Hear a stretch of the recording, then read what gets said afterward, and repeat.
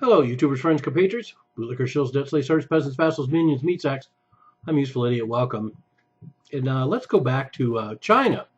Because after I did that last video on China opening its first overseas military base, I was curious as to just how many Chinese troops have been serving overseas. And I know I remembered that a contingent of Chinese troops were operating in peacekeeping mission in Mali and working with the French there. But as it turns out, they've had quite a history, and so I thought I'd do a video on it. So in the last 20 years, there's been 20 UN peacekeeping missions, and the Chinese have sent up to 30,000 soldiers overseas during those 20 years and these 20 missions that include right up to now. And in fact, in 2013, like I mentioned, these Chinese peacekeepers were sent to Mali, and more recently, we have 700 members of Chinese infantry battalion, actual combat troops, heading to Sudan.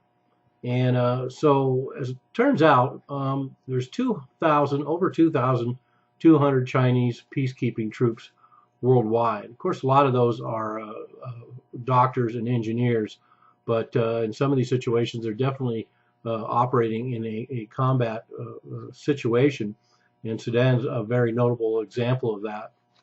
And there is some controversy because, of course, China has a lot of connections with Sudan, both militarily and economically, and so the fact that they're operating there as peacekeepers and supposedly unbiased is a little questionable.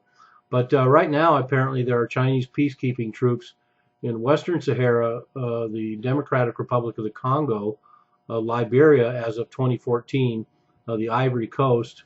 They've also operated in Cyprus and Lebanon in 2006. And in fact, a Chinese soldier was killed in Lebanon in 2006 by an Israeli airstrike. In total, Chinese soldiers killed overseas in these operations, 14 soldiers. So we do find that these Chinese soldiers are operating in combat zones and are exposed to danger. But I guess one of the reasons why there aren't more Chinese troops that operate in these peacekeeping missions is because of the language barriers. They don't really speak the language of most of the other troops involved, and they don't speak the language of the countries where they end up. So I guess that's problematic. But they've also operated previously in Bosnia, Afghanistan, and Kosovo. So they've operated, in Europe and in the Middle East, in Eurasia, and most notably in Africa. And no surprise that they would operate a lot in Africa because the Chinese has so much investment there, and they're working on so much infrastructure all across Africa.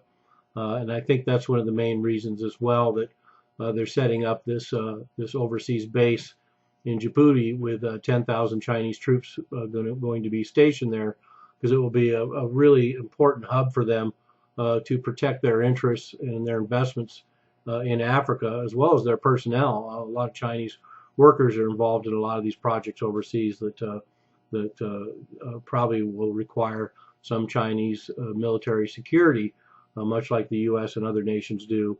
And then also in this last year, 2015, China set up a permanent UN peacekeeping force of 8,000 soldiers that they will filter into these different peacekeeping missions, along with a $100 million contribution to UN efforts.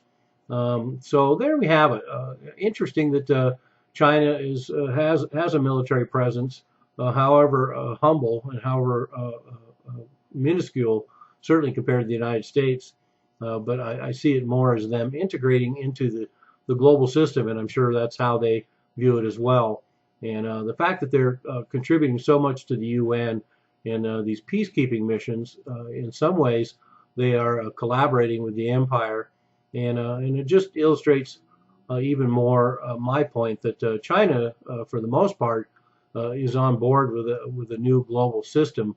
They just want to make sure that they're one of the movers and shakers within this new global organization, and they're certainly more than willing to play ball, and I think this is a good example of that. So there we have it. We have Chinese troops serving around the globe, working side by side with Western forces.